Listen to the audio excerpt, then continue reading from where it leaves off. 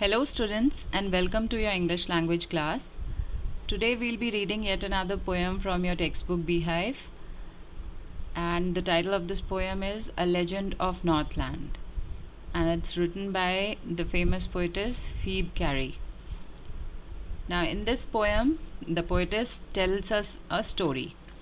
A legend means a well-known tale. So it's a story from the northern polar region. It was the time when St. Peter lived on the earth. He would go round the world and preach in his typical style. One day he came to a cottage where he saw a woman making cakes. St. Peter had been fasting the whole day, so he was hungry and tired. He asked the woman to give him some cake to eat. The woman was very greedy. She made a very small cake for the saint. But when the cake was baking, she thought that it was too large to give away. So she made another one which was smaller even than the first.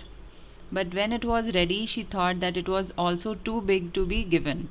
So she made a very small and very thin cake for him. And let us read the poem and find out what happened next. A Legend of the Northland. Now, this poem narrates the legend of an old lady who angered Saint Peter because of her greed. Now let's start reading the poem and I'll explain you two stanzas at a time. So, first read the first and second stanza. Away, away in the Northland, where the hours of the day are few and the nights are so long in winter that they cannot sleep them through, where they harness the swift reindeer to the sledges when it snows, and the children look like bear's cubs in their funny furry clothes. Now the poetess tells us a story from a place near the North Pole. Northland is situated in the northern polar region. Now she tells that the days are too short and the nights are quite long there. People cannot keep sleeping during such long nights there. As it is a cold region, it snows very heavily there and people harness the reindeer. Reindeer, it's a kind of deer found on North Pole. You must have seen in the Christmas carols or in Christmas pictures of Santa Clauses riding his sledge on, and the reindeer is fastened to it. So here also we are talking about reindeer. It's a cold region and it snows very heavily, so people harness the reindeer to their sledges for transportation purposes.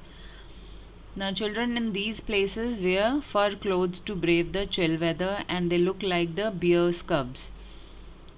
वहाँ जो बच्चे होते हैं वो फरी clothes पहनते हैं, woollen thick फरी क्लोथ्स, और जब वो कपड़े वैसे पहनते हैं तो वो ऐसे लगते हैं जैसे छोटे छोटे भालू के बच्चे हों. Okay, so here you can see the poetic devices used are alliteration, funny furry clothes, repetition of the sound F, and simile, look like bear's cubs. So here the poetic device simile has been used by the poetess. Now let us take the third and fourth stanzas. They tell them a curious story. I don't believe it's true, and yet you may learn a lesson if I tell the tale to you. Once, when the good Saint Peter lived in the world below and walked about it preaching just as he did, Now the people of Northland tell their kids an interesting story from the past. The poet does not seem to believe the story, yet he feels like telling it again as it contains a strong message, so that people can learn a lesson from it. The story took place in the time when Saint Peter was alive. He lived in this mortal world before moving to the world of heaven. Now Saint Peter would go far and wide preaching the people in his own manner. The poet says that everyone knows that he had his own peculiar way of delivering the sermons. Now Saint Peter used to preach, so he used to walk around the earth and he used to go to places, he used to visit places, different places to preach his sermons. Okay, so let us take the fifth and sixth stanza now. He came to the door of a cottage in traveling round the earth, where a little woman was making cakes and baking them on the hearth.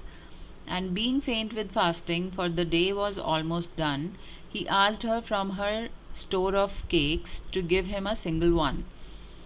Now, good Saint Peter went far and wide delivering his sermons, and traveling round the earth, he reached a small house. Cottage means a small house. So, inside the house, a short sized woman was baking cakes. Saint Peter was hungry as it was already evening and he had been tired walking all the day. So, almost faint with hunger, Saint Peter asked the landlady to give him a cake to eat. Okay, so let's find out what happened next. So she made a very little cake, but as it baking lay, she looked at it and thought it seemed too large to give away. Therefore, she needed another and still a smaller one. But it looked, when she turned it over, as large as the first had done. So the woman of the house was so greedy that she made a very small cake. But as the cake was baked, she found it to be too large to be given away to the saint. Now she became little greedy and she thought that the cake is too big to be given away. Therefore, she decided to make another cake, smaller this time. This one also seemed too big to the woman. She did not want to part with it too. Okay. Then she took a tiny scrap of dough and rolled it flat and baked it thin as a wafer, but she couldn't part with that. For she said, my cakes that seem too small when I eat of them myself, and yet too large to give away. So she put them on the shelf.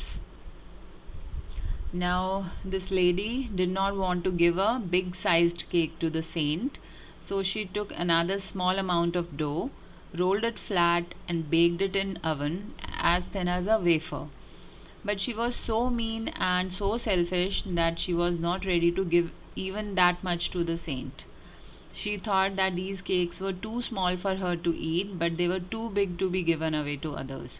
So while she was eating it herself, she thought they are too small, and now when it's time to give it away, she thought they are too big. Okay, so the cake she baked the third time, she kept it on the shelf. Okay, now then good Saint Peter grew angry, for he was hungry and faint, and surely such a woman was enough to provoke a saint. And he said, you are far too selfish to dwell in a human form, to have both food and shelter and fire to keep you warm. Now, Saint Peter lost his temper when he saw the selfish attitude of the woman. She was already fainting. Saint Peter was already fainting with hunger, and the woman's act was making him angrier. In a fit of anger, the saint told the woman that she was not fit to be a human. She did not deserve food, shelter, and warmth because she was so selfish. Now, even Saint Peter, who is supposed to be very calm and very composed, and he always used to preach others to remain calm and composed and to maintain their peace, even he lost his temper looking at the selfish attitude of the woman here, because she was not wanting to part away with a small piece of cake and was not ready to give away the cake to the hungry saint. Now you shall build as the birds do, and shall get your scanty food by boring and boring and boring all day in the hard dry wood. Then up she went through the chimney, never speaking a word, and out of the top flew a woodpecker, for she was changed to a bird.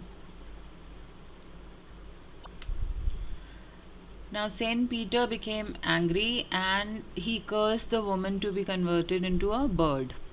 He said that she would get only a little food as a bird and would spend her days boring the dry and hard wood. Boring means making holes. Okay, so she would spend her days boring the dry and hard wood. Immediately she turned into a woodpecker bird and flew through the chimney. Now, just because Saint Peter got really angry on her, he cursed him, and he cursed the woman to become a woodpecker because she was not ready to give away the food to the hungry saint. So he cursed the woman to become a woodpecker and cursed him to keep searching for food and shelter all her life and to get scanty food, and that too by making holes in the dry and hard wood. Okay, so that was the saint's curse, and which turned true. So she went through the chimney and she never spoke a word after that, and she became a woodpecker. She became a bird. She had a scarlet cap on her head, and that was left the same, but all the rest of her clothes were burned, black as a coal in the flame.